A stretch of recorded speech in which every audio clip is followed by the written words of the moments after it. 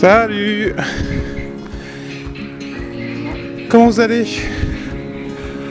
Bon, qu'est-ce que vous nous préparez de beau? De grenouilles, tout un peu. Ah, c'est vrai qu'on les entend bien. Ça vient de là-bas? De la mort, oui. D'accord. Vous avez sorti le gros ouvrage, dis donc. Vous préparez quoi? Jardinière. D'accord. Faire des petites salades. Bah, Regarde des jardinières. D'accord. Pour cultiver en hauteur. Tu peux filmer ça. Là, regarde, tu vois.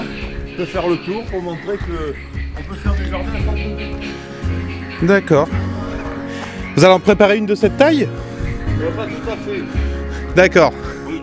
Il y en a déjà une dans une baignoire. On va t'en faire une dans une palette. D'accord. Bon. Et c'est le genre de jardinière qu'on peut installer facilement dans un jardin?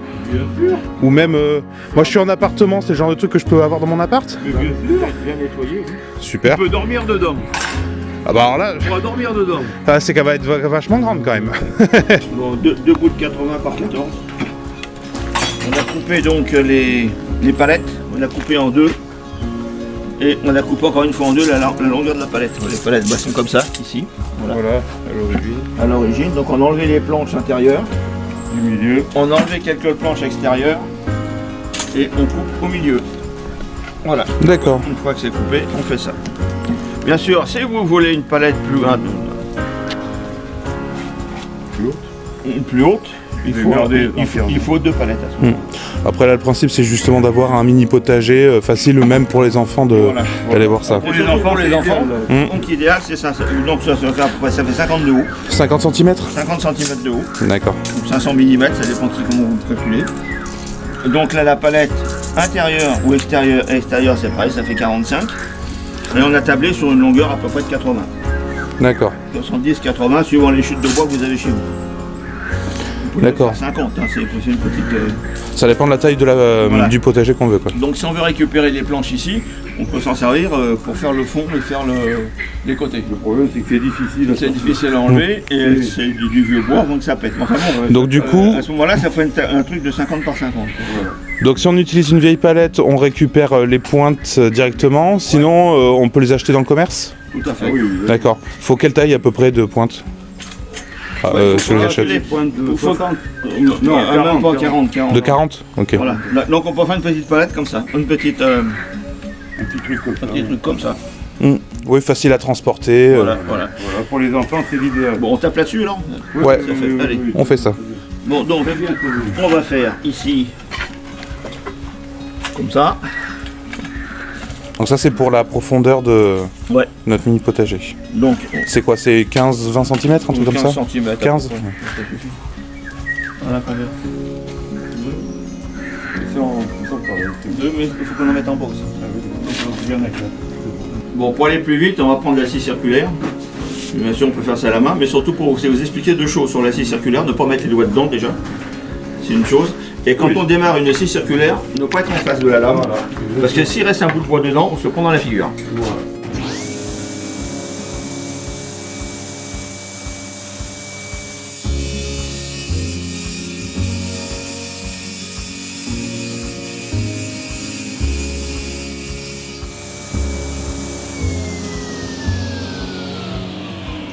Alors, ne pas chercher à enlever les chutes, bien sûr, tant que la scie tourne. Et deuxième chose, pour avoir des longueurs pareilles, je vais servir du premier pour tracer le deuxième. D'accord, il sert de gabarit pour les prochains. Sauf que il faut toujours se servir du même Voilà, comme gabarit. exactement. Parce que si à chaque fois on change, on va perdre à chaque fois un petit millimètre. Ici on est pour millimètre près, mais on peut perdre 1 millimètre à chaque coup par l'épaisseur de la lame. Donc toujours servir du même gabarit Voilà. pour tracer. Il y a toujours une petite erreur. Voilà. Quand on reporte. Ok. Eh oui, tu comprends. C'est parti.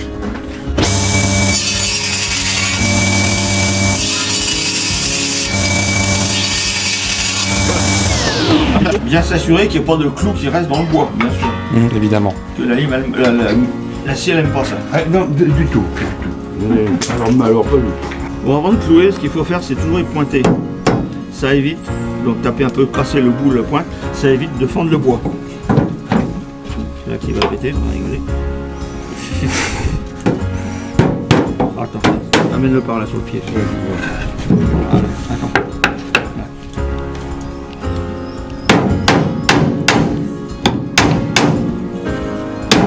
Ah bah décidément.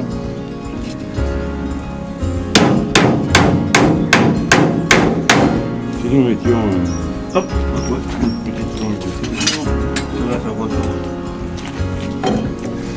Donc là, qu'est-ce que tu vérifies? L'éclairage. L'éclairage.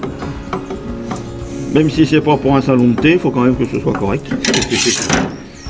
Ni pour la reine d'Angleterre d'ailleurs. Et alors les clous en quinconce bien sûr.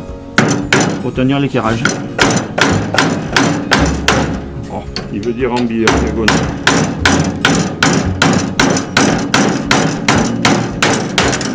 Il dépasse pas non? Ah il dépasse, merde. Bah non. Et donc dans le cas où ça dépasse, comment tu fais? Mais tu le recoupes. On recoupe. Tu le recoupes.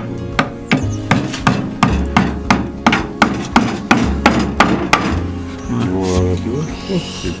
Et du coup, bon là vous utilisez une palette, mais si on veut acheter le bois directement, c'est quel type de bois qu'il faut acheter? Du bois qui va à l'extérieur, pas de contreplaqué, Pas de plaqué. pas d'aggloméré. Du bois autoclave.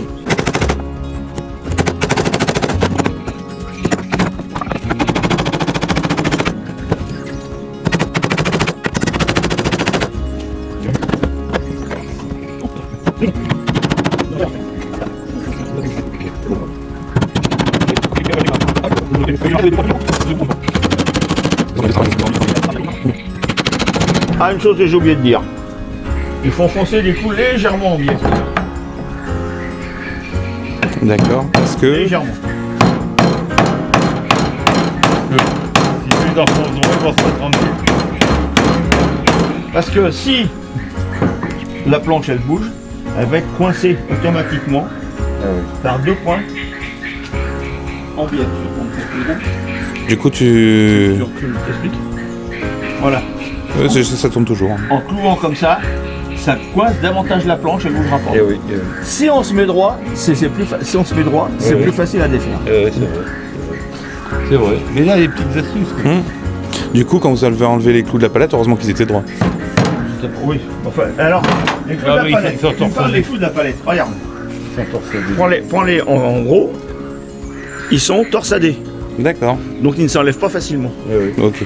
C'est fait pour. Tu sais, c'est pneumatique, c'est fait comme une. Une vis, Comme une torpille en fait. Ouais. Une charge creuse quoi.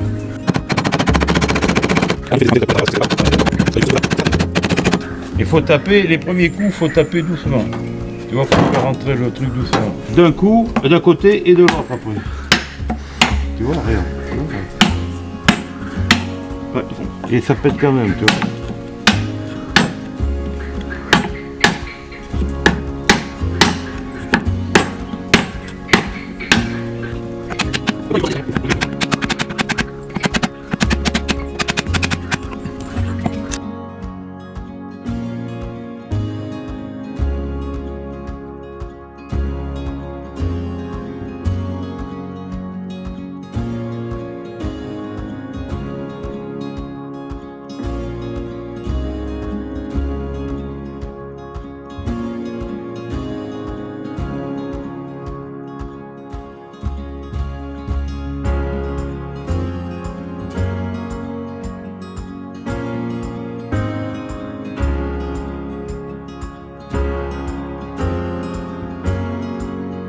Donc pour faire le fond, on va couper deux bouts de litho.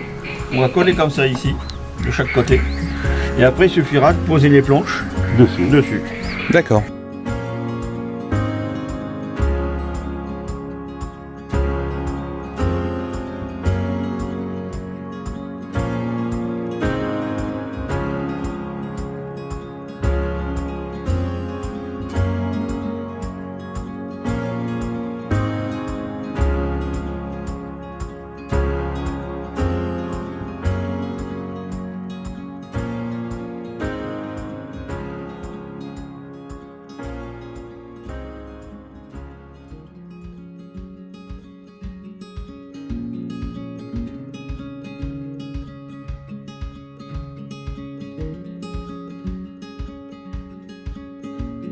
Donc maintenant on va pouvoir clouer les planches du tasseau. Donc pas besoin de les clouer, poser simplement. On les pose comme ça. Juste les poser. Bah oui, le jour que tu veux, on va les clouer. Mais le jour que tu veux changer, tout changer, c'est beaucoup plus facile.